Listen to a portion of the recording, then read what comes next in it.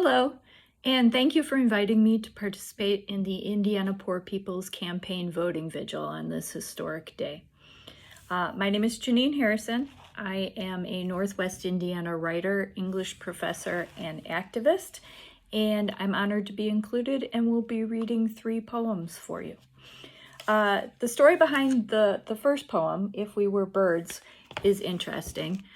Right after Trump was elected, William Allegreza, editor of Mariah Books, sent out a call for submissions for protest poetry, and he assembled 100 different protest poetry chapbooks and individually mailed them all to the White House, and they covered different issues. So he did that in spring of 2017. And somewhere in the fall, he received a letter from Donald Trump and his wife. And of course, Donald Trump had sat and read each one very carefully and reflected upon it. No, not at all. Even though it was protest, he obviously hadn't looked at a single one, and his letter said, "Thank you for your support," to William Allegreza. However, we did have readings in Chicago and Northwest Indiana, Chicagoland, in order to raise awareness and, in some cases, funds for the issues at hand. So, If We Were Birds was born out of my experience teaching an undocumented college student. This one's a rather long one, but I promise that my next 2 will be shorter. 1. We were babies, toddlers, preschoolers, grade schoolers, when carried over borders, allowed entry via visas now expired. We absorbed English like topsoil imbued by rain. Outlooks as pliant as our cartilage, we fed and drank American myths of hard work and bootstraps, college, white pickets, and 2.5. Only later did we understand in high school and driver's ed and field trips over state lines, when applying for first jobs, college, that we lived outside, looked in a window so clean, if we were birds, we would have flown into the glass. We would have made that sound. You know, the sound, the clunk, that makes you wonder, will it ever fly again? The sound that makes you dread opening the door, bending down to examine. We wear shrouds, are not seen, not heard, don't complain, break laws, report violence, don't even whisper.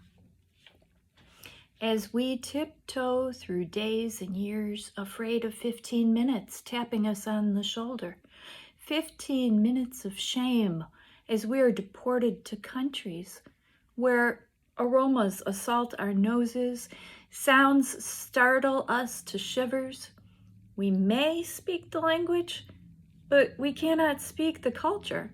We were raised on Take Me Out to the Ball Game, PBS Kids, M&C and M&M's, Rock, Paper, Scissors, Fist Bumps and 4th of July, Star Wars and Marvel. We learned in school, if you believe it, you can achieve it. You can be anything you want to be. Each imagined a street sign bearing our name, all gold roads leading to American dreams. Later, we grew to know, without papers, we can be honor roll, 4.0, National Honor Society, who's who, valedictorian. It won't matter. We are Wando and Wanado. We are the invisible hombre, America's second-class undocumented citizen. We are limitation. We are future tentative without DACA, bridge becoming law, without what is most needed, merited, a permanent solution. 2-year, 3-year permits with fees, our rent to a slumlord when we want to own. Our credit is good. No human is illegal. We hear, we read, we chant, but no social security number means no driving, job, money to pay for college, help our families. No SS number means a cracked beak, broken wings, scavenging for worms after all other birds have eaten, formed flocks, flown away in formation. 2. We are 750,000 paperless American children on DACA, 1.9 million eligible young adults across the USA, 96,000 plus college graduates. We are untapped clean energy for future consumption. 3. When police pulled over Daisy Romero's dad for a broken taillight, he didn't have a license. The officer asked, "Why are you driving if you know it's not okay?" Her dad replied, "Because we have to survive." Azel Reyes dropped out of high school feeling he had no future. With DACA, he is a 4.0 double major. A U.S. history explained, "DACA allows me to give back to my community. I teach in the same neighborhood I grew up in." Denise Rojas explained, "Without DACA or a long-term remedy, I will not be able to practice as a doctor. The moment I was smuggled into this country at the age of 7, argued Fidencio Fifield Perez, my body ceased to be my own. Dreamers' bodies have been debated, regulated, rounded up. The stakes have risen. We find ourselves repeating what we've done before, convincing you that we exist while allowing you to ignore that our parents were the original dreamers." 4. When Mexican ancestors came, they were greeted with signs. "No Mexicans allowed. We serve whites only. No Mexicans or dogs." Low-wage migrant workers, they were deported during Great Depression, Operation Wetback, suddenly accused of stealing American jobs. Like the Italians, the Irish, the Chinese, all the unwanteds before us, still we came. Now we are the largest minority population. Did the USA fall apart when the Chinese ban was lifted? Will it fall apart if children trained as tightrope walkers on the hyphen between Mexican and American are built a highway to citizenship? 5. Native Americans believe the eagle is master. Eagles fly higher, see better, commune with Father Sky.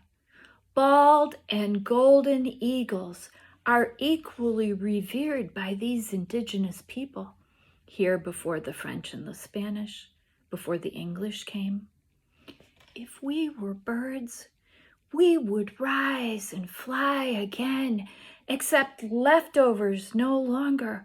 We would have broad wings, be fast, agile, and strong, be golden eagles ascending.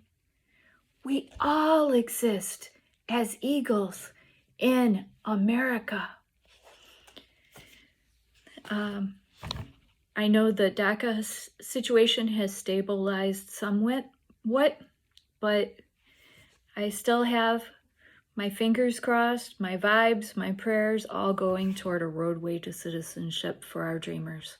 So let's hope for that to come soon. The next 2 poems that I've written are from this year. I was preparing a docu-poetry workshop for a conference, and I learned that Bob Dylan's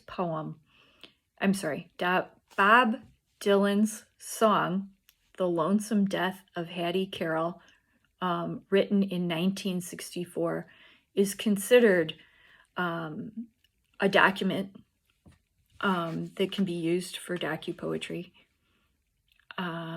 And I basically substituted his words to fit a situation today to show that from 1964 to 2020, not much has changed. In Dylan's original, Hattie Carroll was a black kitchen maid killed by her wealthy white male employer, and the man only received 6 months of prison time for the murder. So this poem is entitled The Lonesome Death of Breonna Taylor. Brent Hankinson killed poor Breonna Taylor with a police-issued gun he fired 10 times through a closed and curtained patio door at her Louisville apartment at night, and no one was called to take his weapon away. No one rode him in custody down to the station or booked Brett Hankinson for first-degree murder.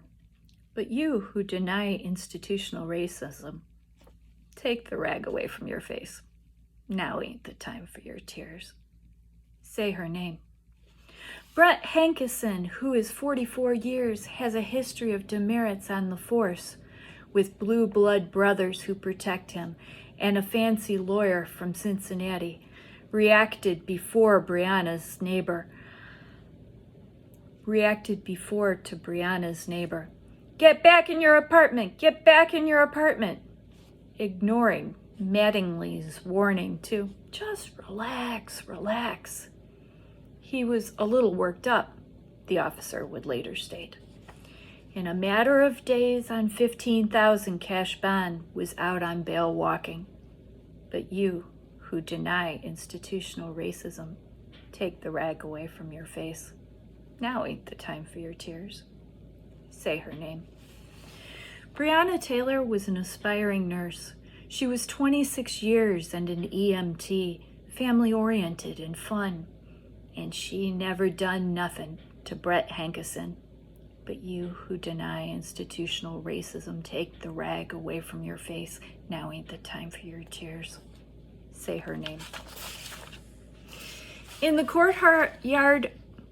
courtroom of honor, the judge pounded his gavel to show that all's equal and that the courts are on the level and that the strings in the books ain't pulled and persuaded and that even the police get properly handled and that the ladder of law has no top and no bottom, stared at the person who killed for no reason, who just happened to be feeling that way without warning, and he spoke through his cloak, most deep and distinguished, claiming he was just following the law and the facts, and handed out strongly for Brett Hankinson charges of wanton endangerment in the first degree for blindly shooting the wall to the adjacent apartment, thereby endangering that family of 3. Oh, but you who deny institutional racism, bury the rag deep in your face, for now is the time for your tears. Breonna Taylor. Okay. The first 2 poems, please know that I wrote as a white ally. The final poem, I didn't want to end on such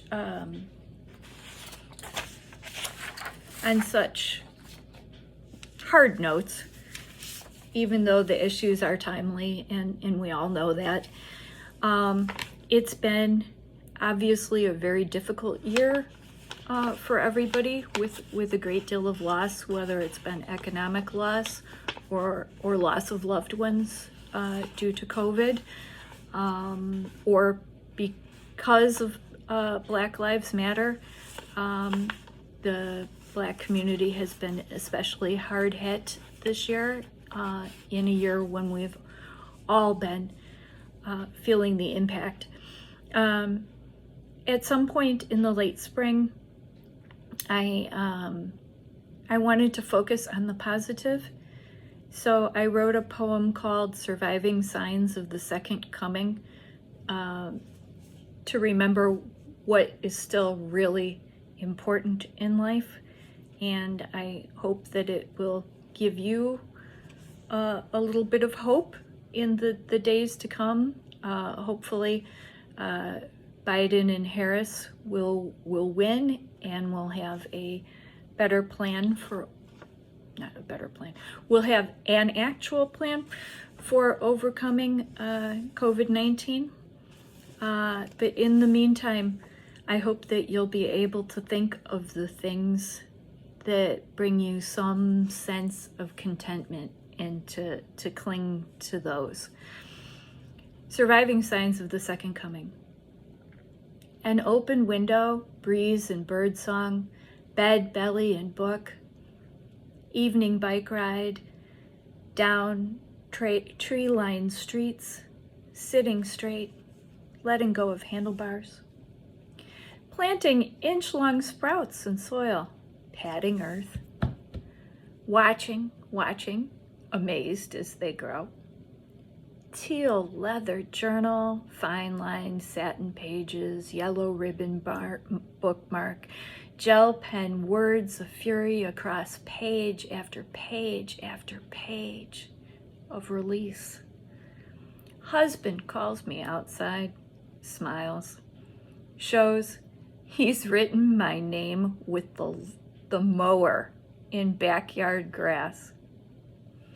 Daughter and I hike trails, watch streams as we cross bridges, listen to trickle of water over rocks, talk as we trek. She interlocks her arm in mine.